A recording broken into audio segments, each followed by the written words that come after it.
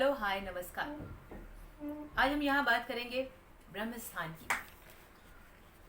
आपने मेरे पहले वीडियोस में देखा होगा, हमने चारों दिशाओं के बारे में बात की।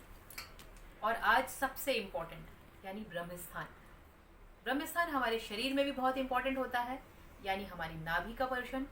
और ब्रह्म स्थान हमारे घर में भी बहुत इम्पोर्टेंट होता है। जन्म से पहले हम अपने माता के गर्भ में नाभि से ही जुड़े होते हैं। हमारा पालन पोषण गर्भ के अंदर नाभि के थ्रू ही होता है। और हमारे शरीर में जब हम बाहर निकल के आते हैं, जब हमारे बॉर्न होते हैं, तो उसके पश्चात भी नाभि इज़ इम्पॉर्टेंट प्लेस। अगर नाभि में कोई प्रॉब्लम आ जाती है, नाभि अपनी जगह से या तो खिसक जाती है या अपनी जगह से डिस्टर्ब हो जाती है, तो हमें कई बीमारियां घेर लेती हैं और शरीर में बहुत सारी प्रॉब्लम्स आ जाती हैं। उसी प्रकार हमारे घर का नाभि स्थान भी है। वास्तु पुरुष का नाभि स्थान, हमारे घर का जो मैप होता है, उसका नाभि के स्थान ब्रह्म स्थान कहलाता है। और ब्रह्म स्थान किसी भी घर के लिए बहुत इंपॉर्टेंट प्लेस है। प्राचीन काल में आप सभी ने देखा होगा कि ब्रह्म स्थान में हम आंगन बनाते थे और वो आंगन चारों तरफ से खुला होता था। तुलसी का एक छोटा सा बिरवा होता था उसके मध्य में। और यही हमारे प्राचीन वेदों में भी लिखा है कि जब भी आप घर बनाएं, आंगन जरूर बनाएं अपने घर में। आज हम इसी ब्रह्म स्थान के बारे में इस वीडियो में बात करेंगे। मैं हूं डॉक्टर शालिनी, वास्तु कंसल्टेंट और फेंग शुई मास्टर। आप सभी का स्वागत है मेरे इस चैनल वास्तुविद शालिनी में। दोस्तों, हम अक्सर देखते हैं कि हमें प्रॉब्लम, हमारे शरीर में जब भी प्रॉब्लम आती है तो मानसिक तनाव अगर हमारे दिमाग में होता है तो वहाँ से प्रॉब्लम स्टार्ट होती है, या फिर कोई भी बीमारी पेट से स्टार्ट होती है।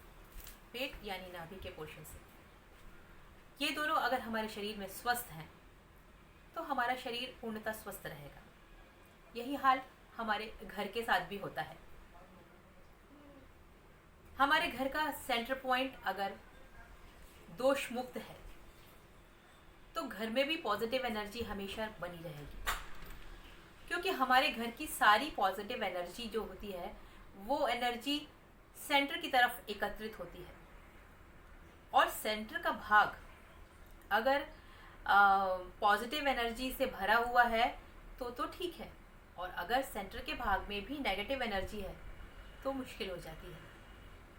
और तब हमारे घरों में प्रॉब्लम शुरू हो जाती है। हमारा जो मध्य स्थान है, हमारे घर का मध्य स्थान है, मैं अपने अगले वीडियो में आपको बताऊंगी कि हम मध्य स्थान कैसे निकालते हैं। हमारे घर का जो मध्य स्थान होता है वो कभी भी कंस्ट्रक्टेड एरिया नहीं होना चाहिए। जैसे मैंने अभी आपको बताया कि ओपन होना चाहिए, एम्प्टी प्लेस होना चाहिए। कभी भी वो कछुए की पीठ के समान ऊंचा भी नहीं होना चाहिए। और कभी वहाँ पर कोई भी पानी का पोर्शन नहीं होना चाहिए। अगर हमारे घर के ब्रह्म स्थान में वाटर सोर्सेज है, बोरवेल है, कोई ट्यूब वेल है, कुआं है, तो बहुत ही बड़ा वास्तु दोष है, मृत्यु तुल्य दोष है ये। और अगर आपके घर के मध्य में सीढ़ियाँ हैं, आपके मध्य में, अगर आपके घर के मध्य में कोई दीवार है या पिलर है, तो पेट संबंधी प्रॉब्लम आना आपको लाजमी है। पैंक्रियास से रिलेटेड, लीवर से रिलेटेड और किडनी से रिलेटेड, कैंसर जैसी प्रॉब्लम, पीठ दर्द, ये आपको ज़रूर होंगे। अगर आपके घर में जो मध्य स्थान है, उस मध्य स्थान में सेप्टिक टैंक है या टॉयलेट है, तो ये भी उचित नहीं है। तो मैं यहाँ पर आपको सजेस्ट करूँगी कि आपका जो मध्य स्थान है, आप उसमें कोई भी कंस्ट्रक्टेड काम मत करें। उसको ऐसे ही खुला रहने दें और खाली रहने दें। हमने देखा है जलियांवाला हत्याकांड, जो जलियांवाला हत्याकांड के बारे में इतिहास हमें बताता है कि वो मैदान के मध्य में भी एक कुआं था और उस कुएं में करोड़ों लोगों की जान गई। ऐसे ही नाभि और मध्य स्थान की बहुत इंपॉर्टेंस है। जब हम वास्तु विजिटिंग के लिए जाते हैं या फिर लोगों के मैप्स हम उनको सजेस्ट करते हैं, तो कुछ लोग हमसे कभी कभी ये मांग करते हैं कि हमारा जो ड्राइंग रूम है या डाइनिंग रूम है वो आप थोड़ा डिफरेंट स्टाइल में बना दें, और वो ऐसा करें कि आप हम जैसे 2-3 सीढ़ियाँ नीचे उतर के जाएं। तो ऐसा भी अपने घर में कभी भी कोई भी कंस्ट्रक्शन मत करवाएं, ये भी सही नहीं होता। इससे वह पोर्शन आपके जो सामान्य समतल जो तल है, आपका जो बेसिक प्लेटफॉर्म है, उससे वो नीचा हो जाता है और गड्ढे में इंक्लूड होता है। तो ऐसा भी कंस्ट्रक्शन अपने घर में मत करवाएं बिल्कुल भी। क्योंकि देखिए आजकल अपने घर के बीच में आंगन बनाना बहुत मुश्किल है, क्योंकि बड़े शहरों में हम फ्लैट्स में रहते हैं और या हम बंगलो भी बनाते हैं, तो उनमें भी सेंट्रल पोर्शन जो हमारा होता है उसको हमें खोलना मुश्किल होता है। तो यहाँ मैं आपको ये सजेस्ट करूँगी कि आप अपने घर का जो जैसे हम फ्लैट्स में बनाते हैं तो लंबे लंबे हॉल बना सकते हैं, और हॉल में या फिर हम इस स्थान पे पूजा रूम भी बना सकते हैं। तो हॉल में आप कोई भी फर्नीचर उस स्थान पे मत रखें, अपने घर का मध्य स्थान निकालें और उसके स्थान पर कोई भी फर्नीचर नहीं रखें। और डाइनिंग रूम भी बना सकते हैं, बट फर्नीचर मत रखें, कोई भी हैवी चीज़ मत रखें।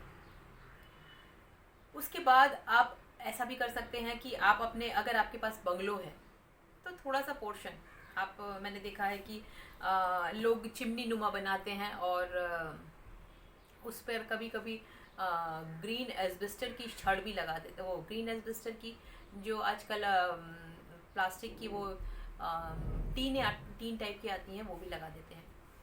और तब क्या होता है, अधिकतर वो ग्रीन कलर की होती हैं, और ग्रीन कलर जब सन हमारे सिर के ऊपर आता है और वहाँ से रोशनी छन के हमारे घर पे आती है, तो वो रोशनी होती है हरे रंग की, और हरा रंग ब्रह्म स्थान के लिए नुकसानदेह है, क्योंकि ब्रह्म स्थान यानी ब्रह्म का स्थान, सृष्टिकर्ता का स्थान है, सुनहरा। इसका प्रतिनिधित्व आकाश तत्व का प्रतिनिधित्व करता है यह स्थान। तो आपको हरा रंग इस स्थान पे बिल्कुल भी नहीं चाहिए। कंस्ट्रक्शन तो आपको करना ही नहीं है।